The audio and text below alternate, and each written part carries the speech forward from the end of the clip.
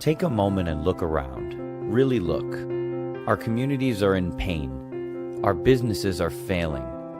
Our small farms are crumbling. Our neighbors and friends are leaving. We need solutions, and we need them soon. When I look around, I see that pain. High taxes and burdensome regulations are killing business opportunities, crushing small farms, and driving people out of the state at an unprecedented rate.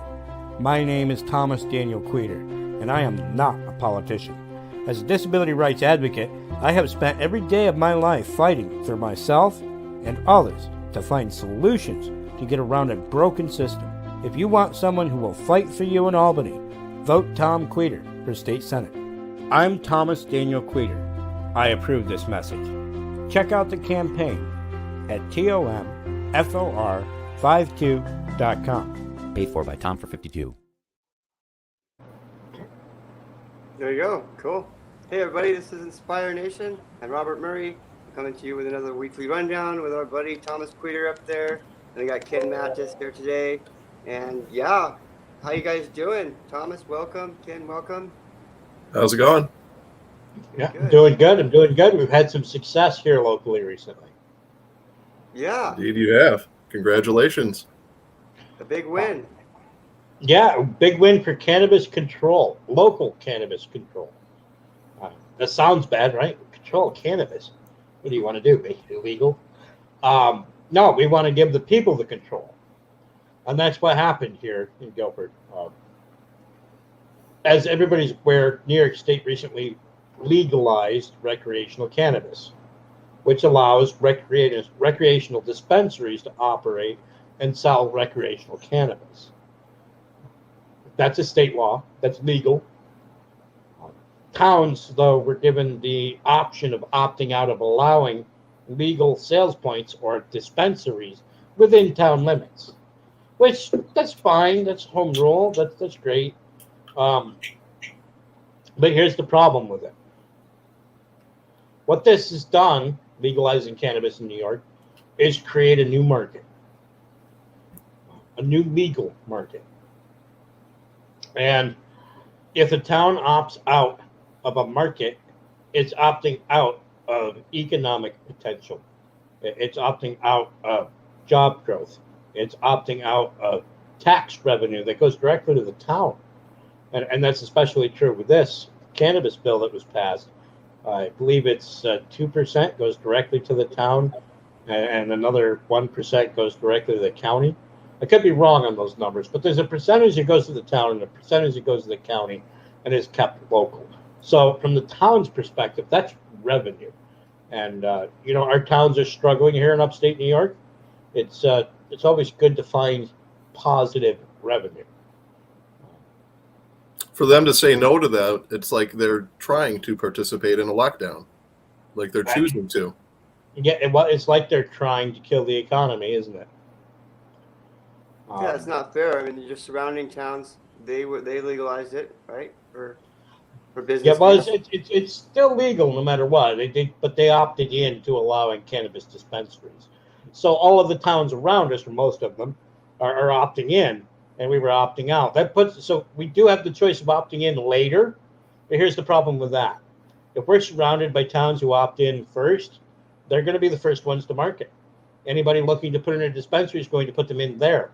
And if you come in a year later and try to opt in, well, your businesses are buying the 8 ball to be in our town. There's time required for filing for the permits. There's time required for finding property to hold your business in. There's time required for finding the proper staff and setting everything up. And of course, there's time required to getting through the permitting phase.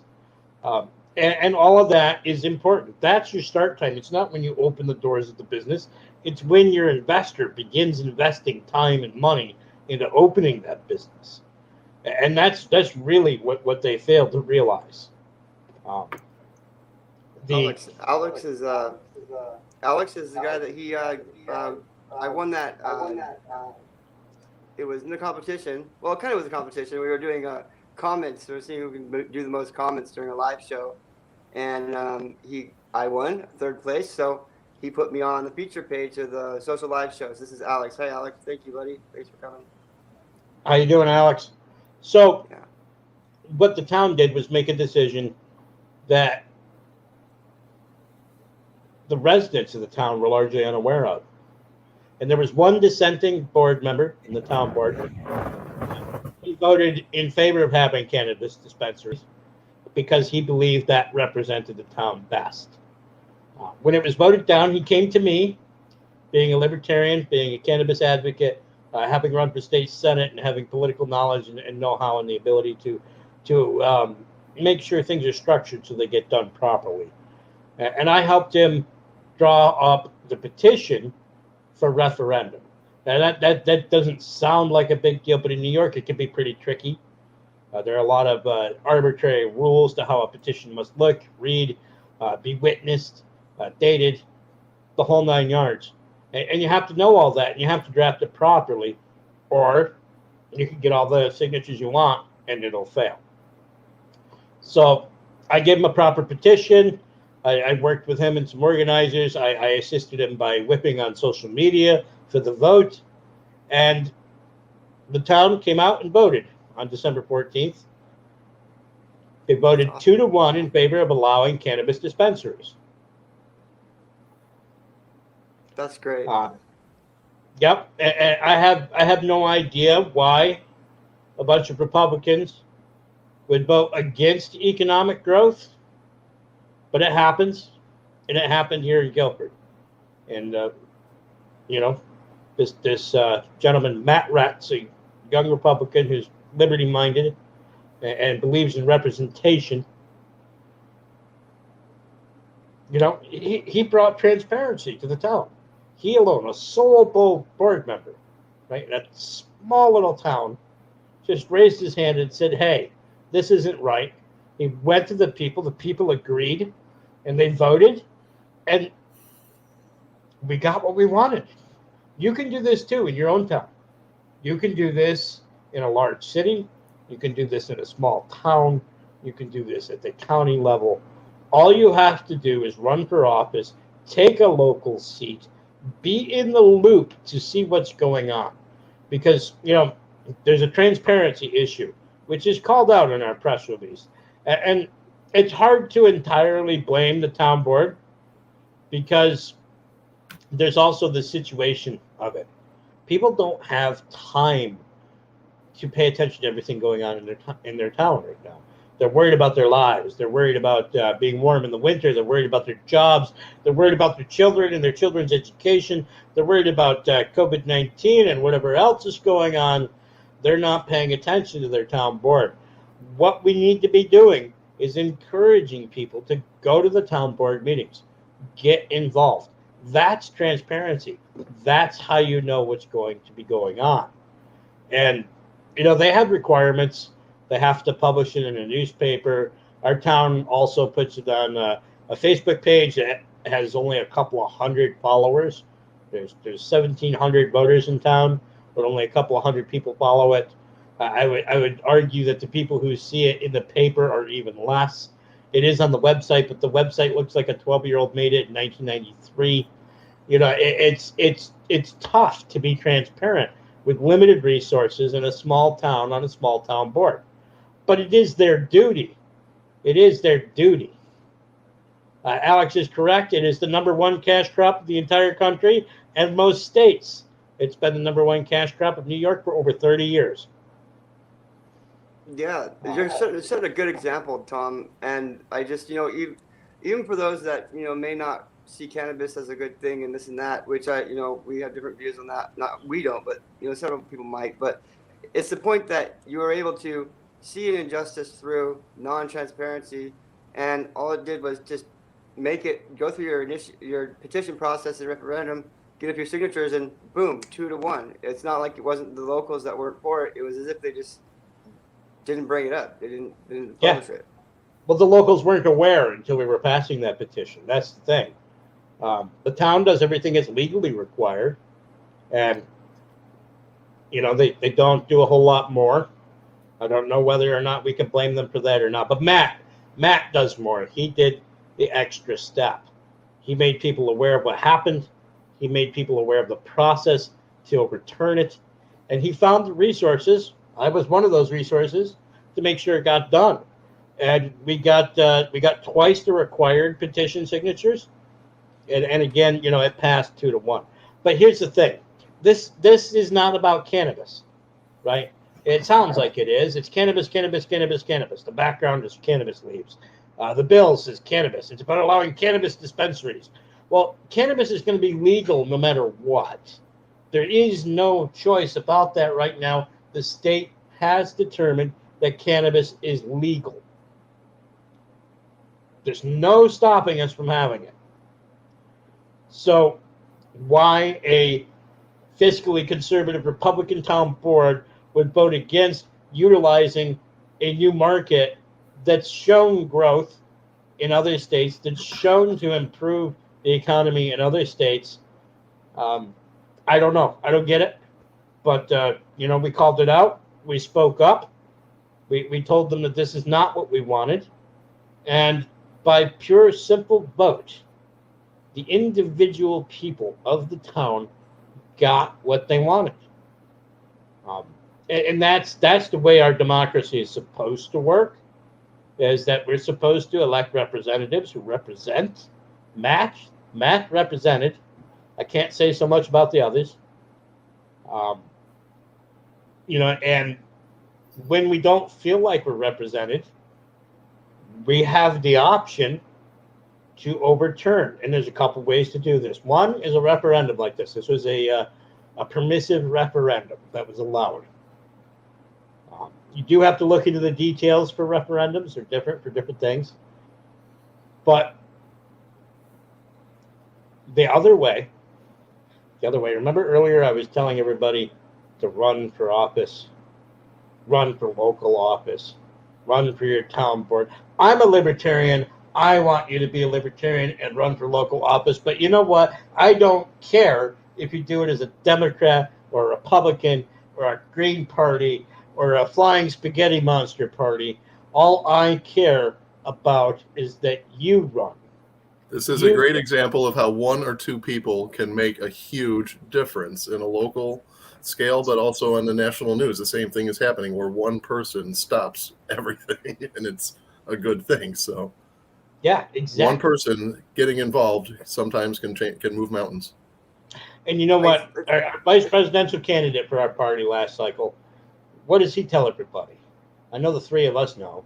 He tells everybody, you are the power. You are the power because you have the vote. You have the power because you can do the thing. You can start the nonprofit. You can help your neighbor. You can start a business. You can vote.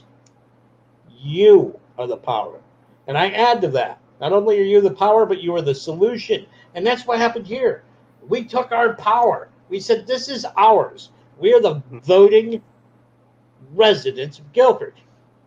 And we took our power and we decided to be the solution, which is what I like to add to that. When Spike says you are the power, I say you are the solution. You can build your economy. You can run for office. You can vote out people who don't represent you. You can do the thing that's in front of you, the thing that will help, the thing you know you can do. That's the thing to do. And I bet you if you really looked into it, running for local office would be the thing you could do much more than you might think. Yeah, I was really surprised with that too. And I liked how, you're running for Senate and you don't have the Senate seat right now, but yet you were able to, somebody reaching out to you, you were able to, get noticed and put it up there and do it. And I really think a lot of people don't realize that. Some people think, like I used to think, I'd have to actually talk to the governor of Alaska to really get anything done. But there's more options than that. Yeah, actually, you'd be very lucky to actually get to talk to the governor of the state. Exactly. But you're very much more likely to be able to talk to the members of your town board. You're very much more likely to talk to them because you can go to the meetings. They're accessible. They're right there. And you vote on them. They're likely your neighbors. They're in your same social circles. And when we think about this country, for the people, by the people, that's what they mean. We're supposed to know our representatives. We're supposed to know who's representing us and who's making those decisions. And in a town board, that's much more easy particularly with a small town like Guilford, my town supervisor was my history teacher. Matt Ratz is roughly my age. I've known who he was for a long time. And you'll find that if you decide to run for a local office, that a lot of the people who are there, they don't really want the job they have. They don't like it. Sometimes they won't even know how to do it. There'll be yes men that go along, and it'll be very easy to unseat them. A lot of them won't even try if you run against them. You can take the piece, you can take the seat, you can take the position, you can be that voice. But I want to, I did say that this particular instance was not really so much about cannabis as it was the economy. It's revenue to the town, that's jobs, that's money for the people. That's keeping it local too, right? Because this wasn't stopping anyone from farming cannabis. You could still grow cannabis for recreational sales. You just couldn't sell it in town. That doesn't even make sense. And we know for a fact there are at least a couple people looking at investing in cannabis farming and dispensing right here in town, keeping it local because they are locals and they care about their town. Now, aside from the economic impact, cannabis has been shown to have significant medicinal value. And we're thinking recreational cannabis, medicinal cannabis, recreational cannabis, medicinal cannabis. What's the difference? Not much, really, if any. So that means if we have a recreational dispensary in town, everyone in town no longer has to drive an hour to get their recreation or to get their medicinal cannabis. Not only that, but to get medicinal cannabis, you have to have frequent doctor's appointments that are arbitrary and often useless. But that's what verifies that you need medicinal cannabis. Well, guess what that is? That's a cost of the system. I'm not sure if you can answer this question or not. I don't know what Alice is talking about. She'll have to give me a call or send me a message. I know Alice. She's good people. So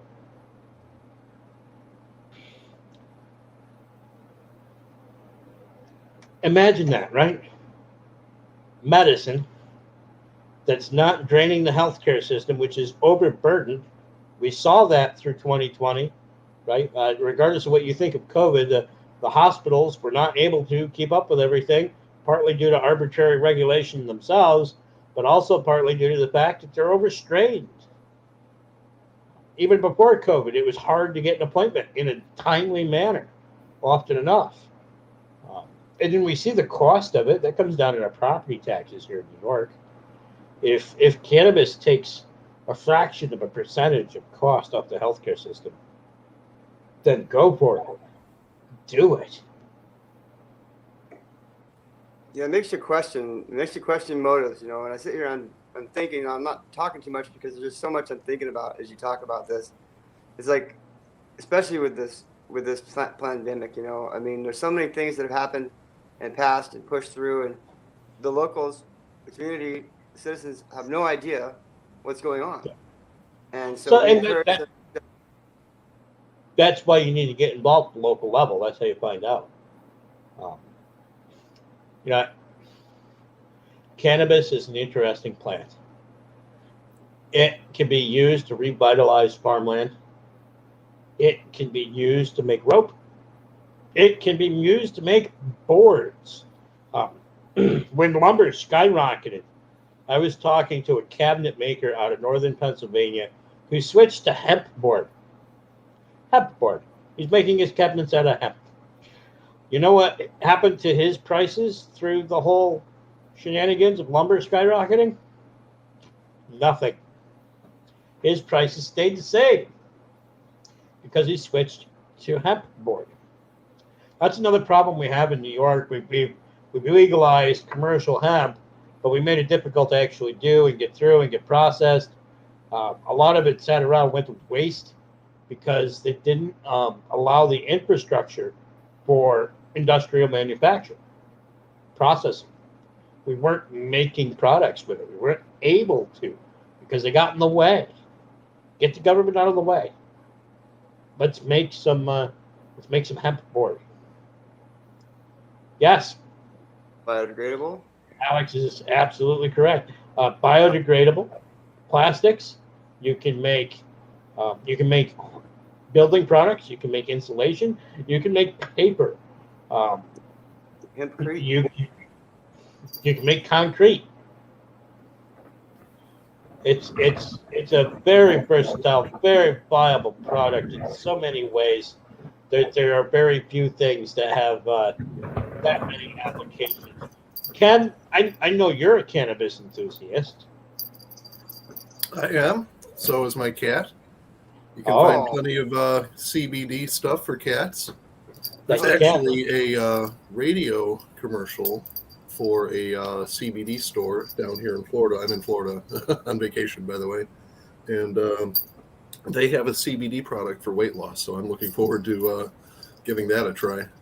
But yeah, it's a miracle plant. You can do anything with it. And yeah, my use when I started, it maybe wasn't necessarily medical in nature that I was aware of, but it certainly has medical benefits. And I'm certainly a undocumented medical user. In Illinois, the situation is basically you pay a lot of money up front to see the doctor and get the card, but then you have lower prices. So it's basically like joining Sam's Club. But the prices, when all the taxes and everything are in there, even with the medical, lower taxes, it's still taxed. So it doesn't compete with the black market at all, and it never will. CBD, the reason that can help with weight loss is if you're a stress eater. If stress is causing you to overeat or to turn to junk food, then CBD will calm you down and maybe you won't so much. I've seen it happen. I've met people who've lost a couple of 100 pounds using cannabis. Wow. Goes against the conventional wisdom, as they would say, or goes against the stereotypes of the pot belly. Well, you do have to use it appropriately for weight loss in order to lose weight. That's right. There's different cultivars. See, that's the other thing that a dispensary brings is knowledge. They are selling a product, and when you sell a product, you inform the customer about your product. And what we've lacked with cannabis being illegal is that institutional or that almost elders-based knowledge of cannabis. We have it with alcohol, right? We're more than avid and willing to teach a 21-year-old how to drink that first night, right? But we don't have it with cannabis. And if we had it with cannabis, and you can find these groups of people who've been doing this since before it was legal anywhere.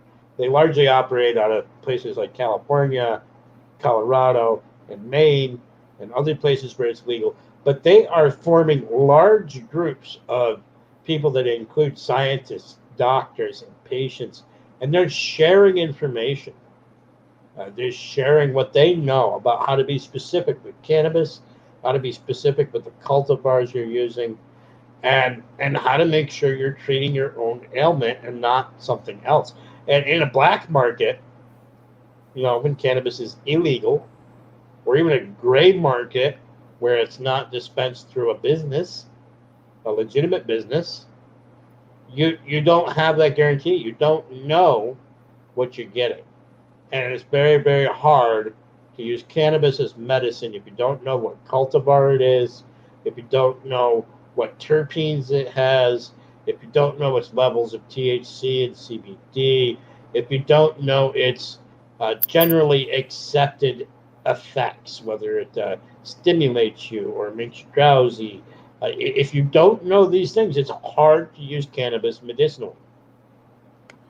I just want to shout Osama is a really good friend. He's amazing. He came on my live show once, and he's just got a huge heart and big smile. He just does amazing things. I just don't want to pass him up. Thank you for coming, Osama. They're showing a bunch of love to each other in the comments, so that's great. Thanks, guys. Welcome, Osama. Recreational cannabis dispensaries are great opportunity to teach people lost knowledge.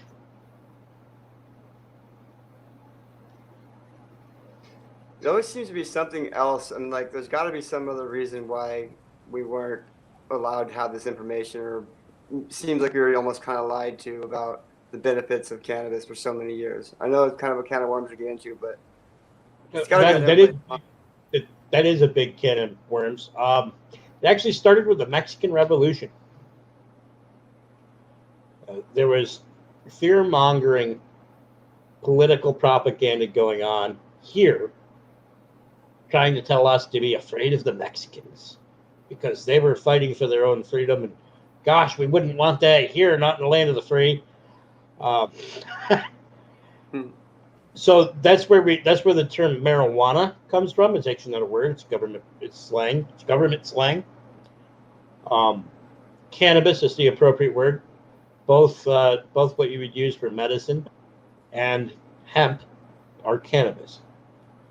And the differentiation between the two is arbitrary and incorrect. Now, the U.S. government illegalized cannabis for a couple of reasons. One of it was to make us hate the Mexicans, because that's what we need to do. We need to hate people. That's the only way we survive, is if we find other people to hate. Right, Ken? It's how they distract us and keep us ignorant to the point there, to a 2-to-1 margin, the people want one thing and the city votes another way. Yeah. that it's not even a surprise that happens. That's just the nature of how government is now. Right. So what I'm talking about was actually national at the time. So, at the time that they made it illegal, every doctor had it in their bag. Every doctor had cannabis for their patients in their traveling doctor's bag, in their offices, and the government made it illegal. There is some other conjecture about why it was made illegal. Competing crops, big business lobbying. Of course, an alcohol lobby still tries to prevent cannabis being legalized. Pharmaceutical lobbies still try to prevent cannabis from being legalized. And you can just see why.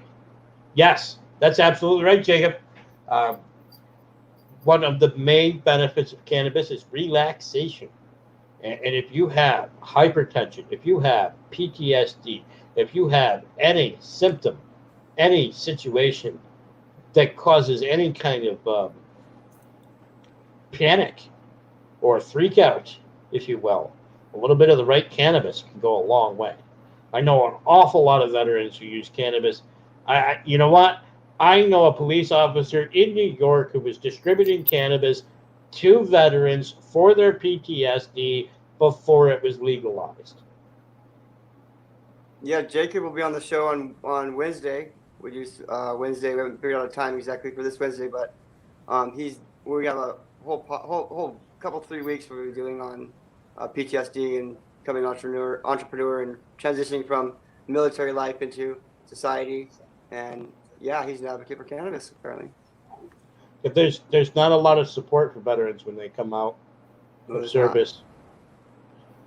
So I'm familiar with, can you remember their name correctly? I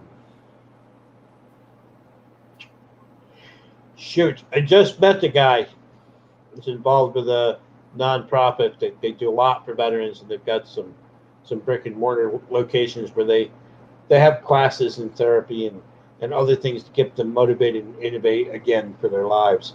Find something new. A Clear Path for Veterans. That's what it's called. A Clear Path for Veterans. Check it out. They're expanding. They started in New York.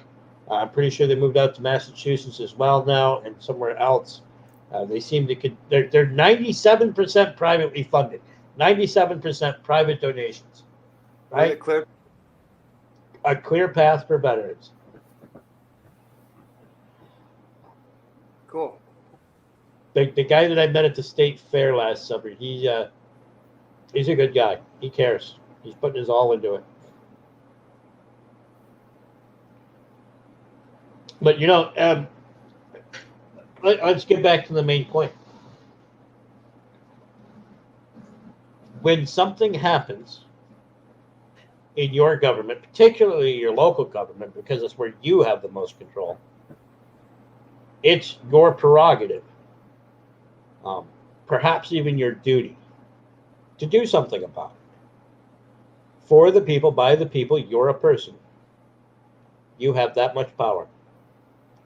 I want you to take a good look at me. I'm in a wheelchair. I am disabled.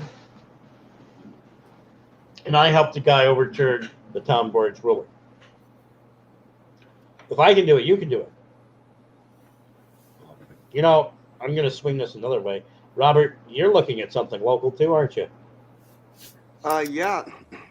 I'm looking for something local. Where I'm at, it's not quite the same as most places because I'm not in a bureau. I'm not in a municipality. I'm in a free-range homestead community. And all of the decisions that are made in this community don't require a lot of money. Like, we don't have trash removal. We don't have water on the system. So there's a community well here in Kenny Lake. And in order to pay for the services for the well, they charge a certain amount for a key, which gets replaced every year. And so if you go down, everybody in the community that's a landowner or lives in a community can go to the community league meetings and listen to what's going on and make a vote, and their vote is just as equal as anybody else's. But if you don't go, you don't really know what's going on.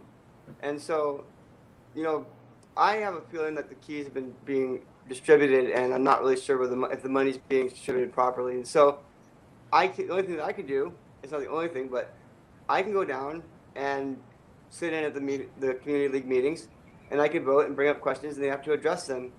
And so there's some things that were done that I noticed a lot of the community members didn't realize, So I'm just kind of doing a little personal audit, and I'm going to be going and doing my effort to make sure that everybody that is getting charged this money for those keys is getting what they're promised that the drive is for.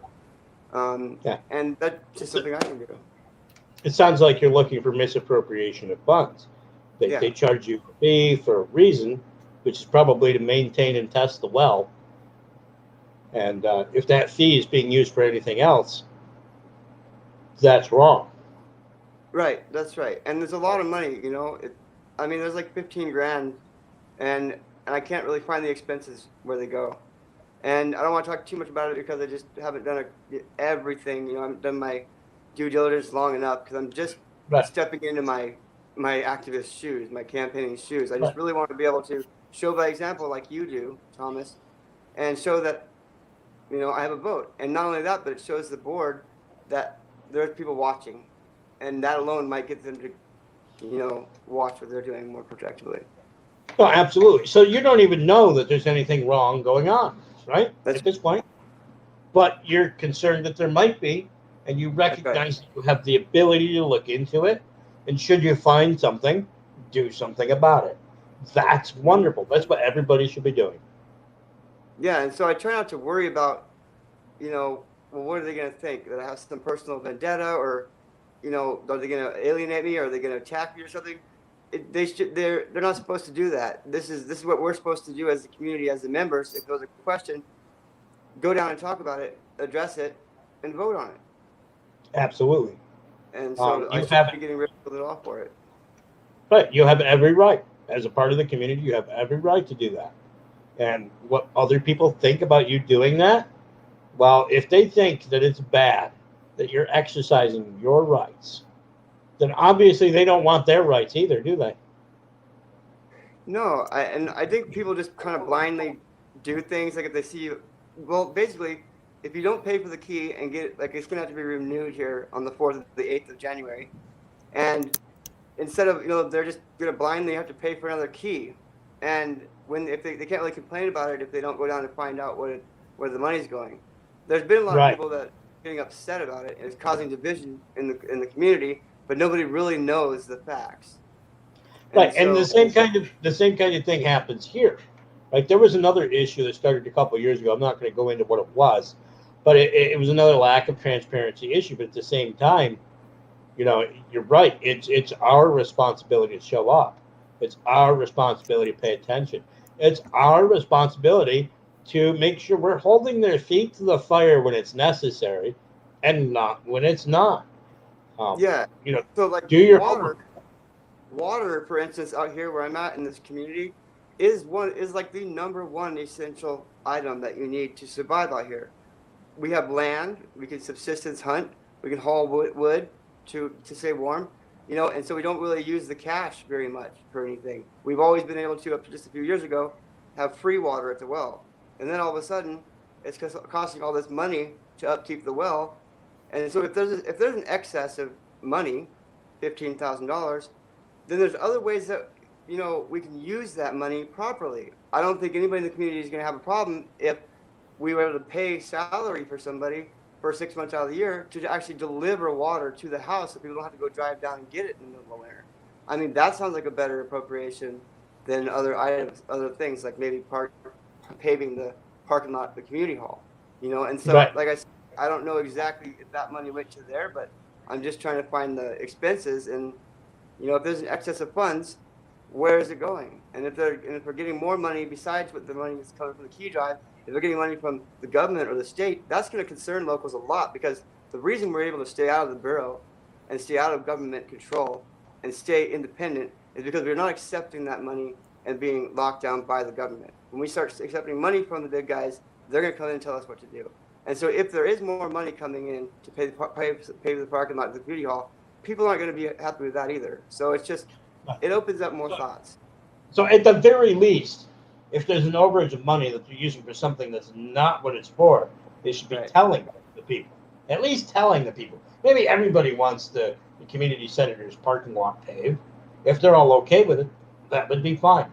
But ultimately, they should have some community participation, some kind of transparency, something where it's discussed, and at least tell people what's going on. And if they can't decide on what to do with the money overage, then perhaps, just perhaps, they should rebate the money.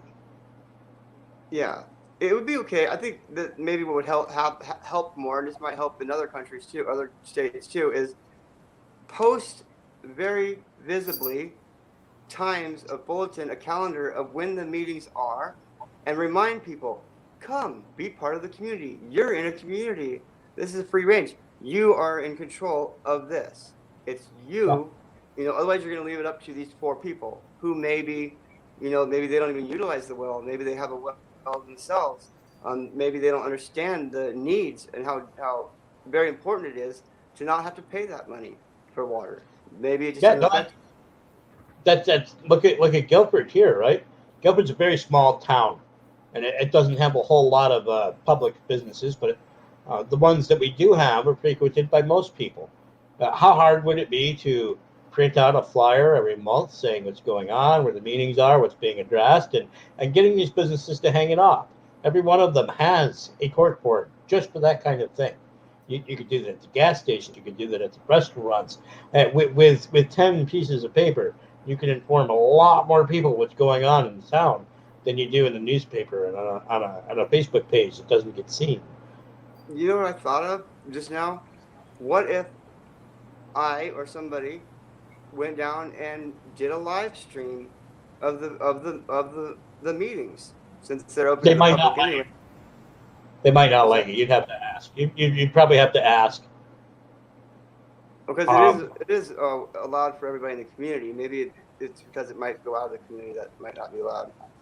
Right, and it's interesting when it comes to putting people on camera, we all have rights about that, including seated board members, unless it's explicitly stated in their bylaws that it should be broadcast. Then each individual should have some choice. I don't know how it works in your town, but it's always best to be polite. And when it comes So to putting people on everybody's allowed to go and sit in the meetings. Correct. And so, Correct. Right, everybody does, But legally, there is a difference when it comes to putting people on camera. So just, lead with kindness and ask. That would be my Right. suggestion. that's something I could bring up too. I could, say, hey, maybe we could offer some more transparency for people. So if everything is intact and how it's supposed to be, which I'm hoping that it is, the people are supposed to be good people in the community. So if there's a concern in the community, I would think that they would want them to ease their concern. I mean, it is all voluntary. Nobody's getting paid for it. So, you don't want to stress too much. That's an excellent point. And I know some people from my own town are watching, and maybe some of the town board even are watching. If you really want to ease the people's concerns, if you want to ease the tension that's going on, tell people what's going on. Print out 10 pieces of paper per month of what's going on and what you're talking about at the meetings and what's scheduled to be presided over, and post it physically where people go. Like you, And Thomas, it seems to work really good for kids selling lemonade. Maybe it'll work for the town board. well, Thomas, you're so visible, you're so transparent. You're on here every week with me. We're asking you questions. There's perfect transparency. If I was down there at the meeting, and I definitely would be pushing for an option to get my voice out there and get everybody involved. Not only would it, make peace in the community, but it would also get more involvement and maybe even more chance for more funding, more involvement at the community hall, increase the numbers to keep the school going, increase everything for the budget, just by getting people involved. Robert, there is one thing you can do that they can't stop you, and that you don't have to ask permission. You can attend the meetings, you can take notes, and you can write a newsletter about what happens at the meetings. And then that can go out via email, or you can print them and mail them to your fellow community members. You can become the reporter, and anybody can do that. Here in my county, we have a blogger who does that. One of the people in the county clerk's office. And people get paid. The newspaper offers the paid position, every month to. They're looking for column writers. They're looking for advertising matters that are local to this area. Right, and every area has its own issues, and every area needs somebody paying attention and telling people what's going on. Every area needs somebody like Matt Ratz on the town board. Every area needs somebody like Robert going to the meetings and figuring out what's going on and letting other people know. Every area needs a Tom Queter who's willing to put himself out there and be the loud mouth and talk about it and take the heat. Somebody needs to do these things. And if you're in your town, if you're in your community, out there watching this, if you're watching this, you exist in a place, and that place has a government that you can get involved in. And I am encouraging you to get involved in it. Stop complaining about the government. Stop. Get involved. Do it. Become the government. For the people, by the people. You're the power. You're the solution. And on that note, Bob, Robert, Ken, our time is just about up for me. Is there anything else you guys want to say before we go off, other than tomfor52.com? That's TOMFOR 52.com. Consider making a donation, but more importantly, consider getting involved in your local government. Be a precinct committeeman. I would love to have known about more about civics when I was in high school and college. I went to an awful lot of college and did not learn anything about civics, and I didn't know what a precinct committeeman was until I became one. So I highly recommend that anybody watching look into being a precinct committeeman for the Libertarians. Yeah, so I just want to say, I'm glad I'm here, Thomas, and you're such an inspiration. I encourage people to keep their economy local as much as possible. At first, so that you can keep an eye on the numbers, and just I think that the power is the people, right? So try to be that power. Thank you, Robert, again for running these lives. I really appreciate it. And Ken, thank you for showing up. Thank you for having me. It's always a pleasure to be on with you guys. Merry Christmas. Happy Cannabis. And this thing.